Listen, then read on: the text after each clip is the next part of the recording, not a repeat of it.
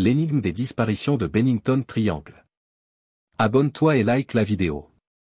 Le Bennington Triangle est une région du sud-ouest du Vermont, connue pour une série de disparitions mystérieuses qui ont eu lieu entre 1945 et 1950. Les habitants de la région et les chercheurs de phénomènes inexpliqués sont depuis longtemps fascinés et effrayés par ces événements.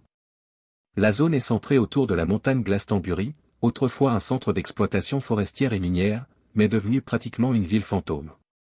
Le premier cas de disparition mystérieuse remonte au 12 novembre 1945, lorsque Midi Rivers, un guide de chasse expérimenté de 74 ans, disparaît lors d'une expédition de chasse.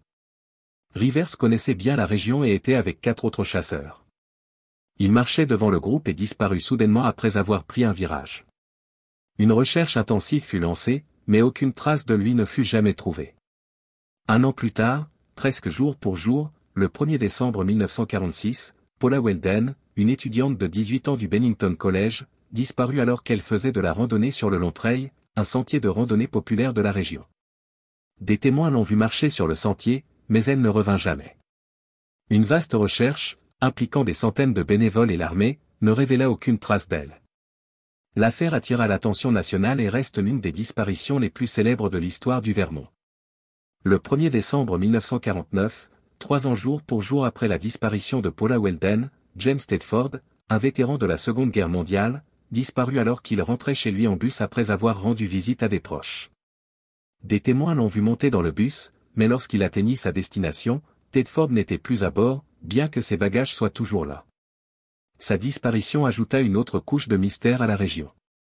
Le 12 octobre 1950, Paul Jepson, un garçon de 8 ans, disparut alors qu'il jouait près de la ferme de ses parents.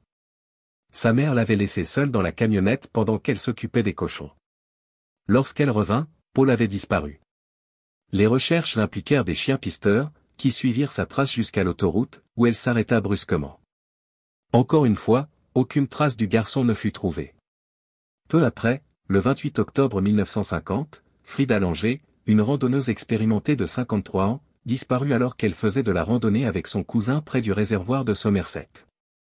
Elle avait glissé et s'était mouillée, alors elle retourna au camp pour se changer, laissant son cousin l'attendre. Lorsque son cousin réalisa qu'elle mettait trop de temps, il retourna au camp, mais Frida n'y était pas. Une recherche intensive suivit, incluant des avions et des centaines de chercheurs, mais elle ne fut retrouvée que 6 mois plus tard, dans une zone qui avait déjà été fouillée. Son corps était en si mauvais état qu'aucune cause de décès ne put être déterminée. Ces disparitions restent non résolues et continuent de susciter des spéculations.